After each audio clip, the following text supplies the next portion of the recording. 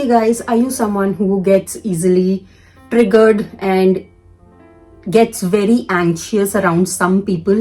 Like maybe किसी एक बंदे के आगे, या फिर जनरली आप किसी फैमिली गैदरिंग में जाते हो, इंडियन फैमिली गैदरिंग्स में स्पेसिफिकली, तो आप बहुत ज्यादा एंशियस फील करते हो, आपको बिल्कुल मन नहीं करता उस गैदरिंग में जाने का, because you know there are lot of people in that gathering who are going to trigger you, जिससे आप बहुत ज्यादा इरिटेटेड रहोगे पूरे इवेंट के दौरान, या फिर आपको गुस्सा आ जाएगा and you will take it out on somebody and you don't like the way people are acting around there and all of that. Are you someone who's in this situation? Today's video might be worth a watch. It's going to be a quick one because I have been in a place wherein I have been really anxious around a few people, but now I think with a few tips and tricks I think I have evolved from that situations wherein I'm able to control how I feel around certain people. So if you're interested, do keep watching.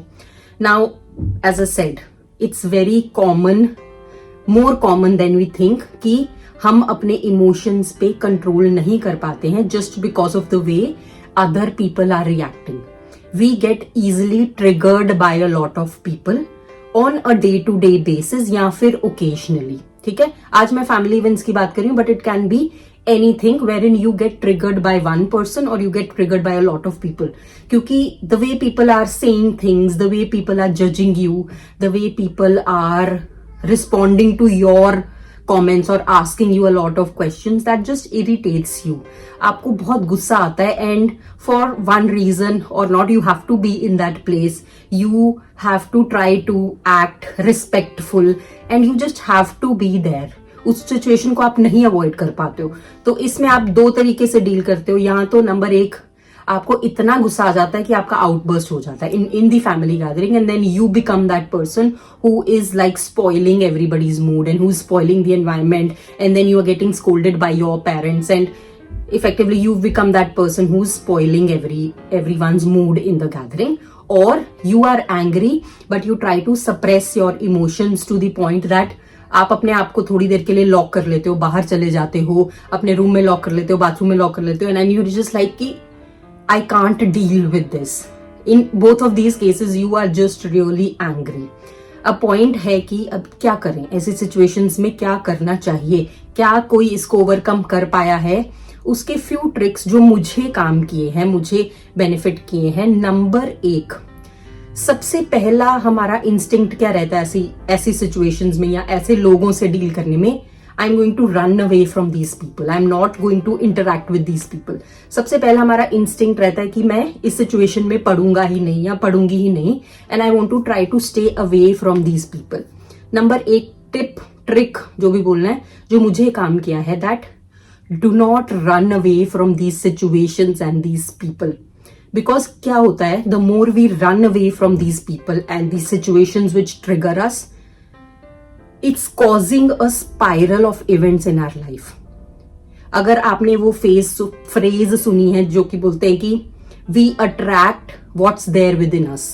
अगर हम अपने अंदर उस चीज को fix नहीं कर रहे हैं, वो चीज जो आपको ट्रिगर कर रही है, अगर आप इस पर्सन को अवॉइड कर दोगे, again in your life you are going to meet someone, you are going to have similar experiences who are going to trigger you. तो वो अंदर जो वो प्रॉब्लम है ट्रिगर वाली, वो आपकी अंदर दब के रह गई है and it's not getting solved. तो आपको लगता है कि अगर आप उस पर्सन को अवॉइड करोगे तो वो प्रॉब्लम वैनिश हो जाएगी. It's actually quite the opposite. आपकी लाइफ में उस पर्सन को बहुत ही स्ट्रेटेजिकली गॉड ने प्लेस किया है. If you are getting triggered by it, that means it's an opportunity for you to work on yourself, work on the thing that is getting triggered within you. तो first जो tip है वो है, don't try to avoid these people and don't try to run away from these situations. क्योंकि जितना आप दूर भागोगे इस सिचुएशन से, जितना आप दूर भागोगे अपने आप को फिक्स करने से, उतनी ही आपकी लाइफ में वो प्रॉब्लम रहेगी.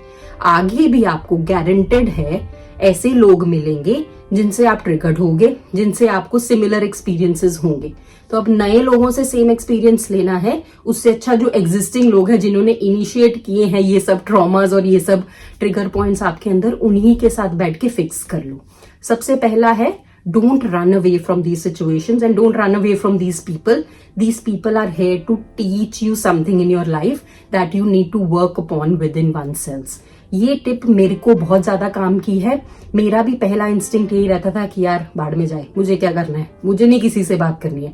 But that was not doing any justice to me, that's not going to do any justice to any of us. So confront your fears, मतलब ये तो बहुत ही क्लीशे लाइन हो गई, but it holds true in this situation that you've got to face your fears, you've got to face the situations and people who are triggering a lot of things within you. That's the only way out. ठीक है, number 1। अब number 2 जो चीज है जो कि नहीं करनी चाहिए is getting triggered.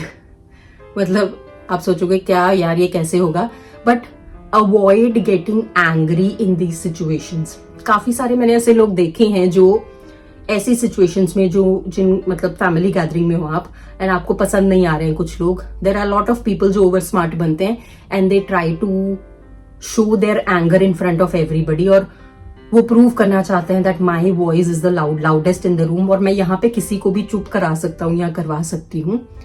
Operating from that anger, लोगों को लगता है जो ऐसा करते हैं that is their sign of strength. It's actually quite the opposite. When we operate from anger, जब हमें अपनी लाउड वॉइस यूज करनी पड़े कि कोई चीज को सप्रेस करने के लिए, it's actually the sign of a weakness within a person. इस फ्रेज को अपने माइंड में रजिस्टर करवा लो। When someone operates from anger and if someone has to use loud voice to make their point clear, they are the weakest person in the room. So don't be that person. There is nothing in this world that needs to be resolved with a loud voice.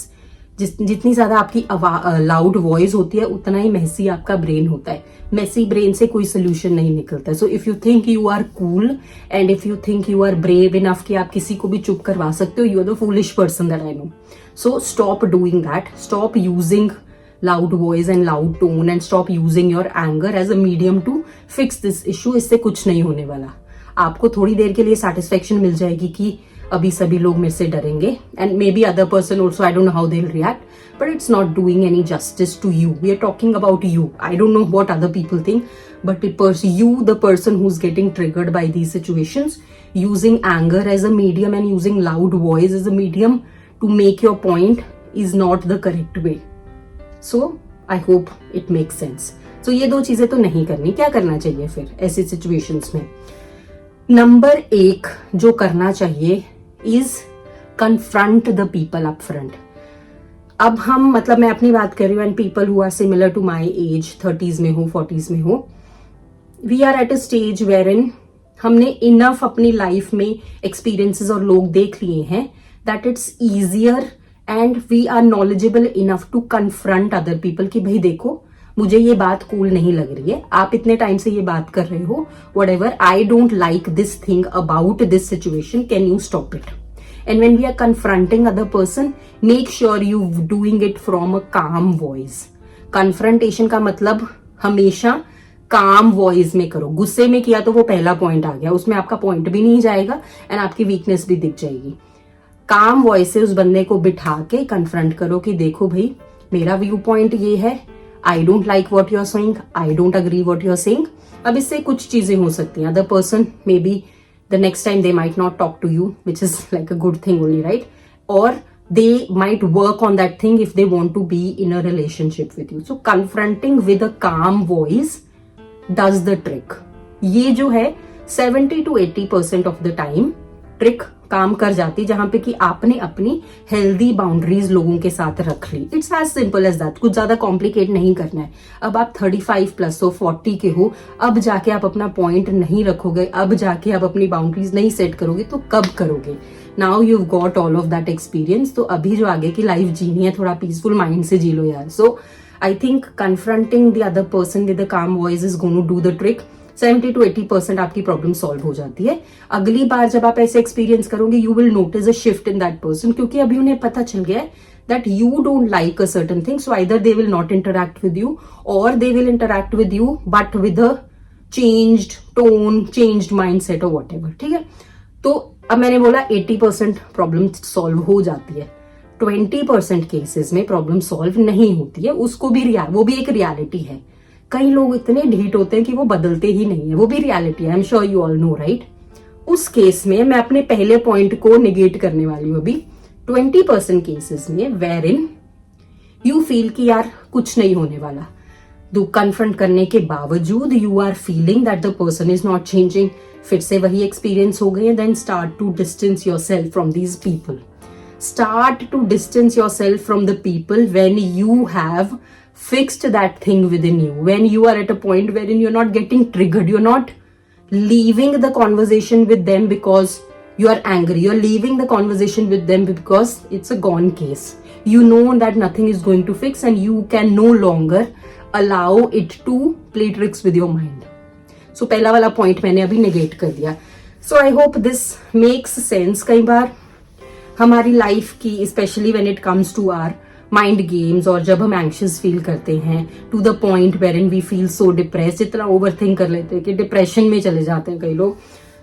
तो sometimes simpler tricks like these helps. These tricks have definitely helped me.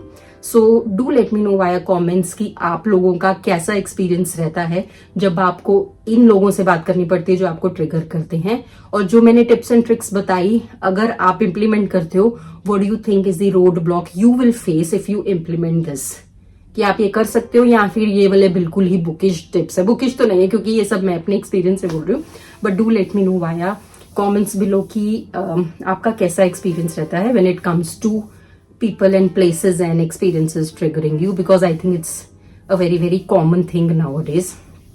And I'm glad that I'm able to address it with something that I have lived by in my life. So with that, I'm going to leave the video. I will see you all next week with another interesting topic. Until then, bye-bye.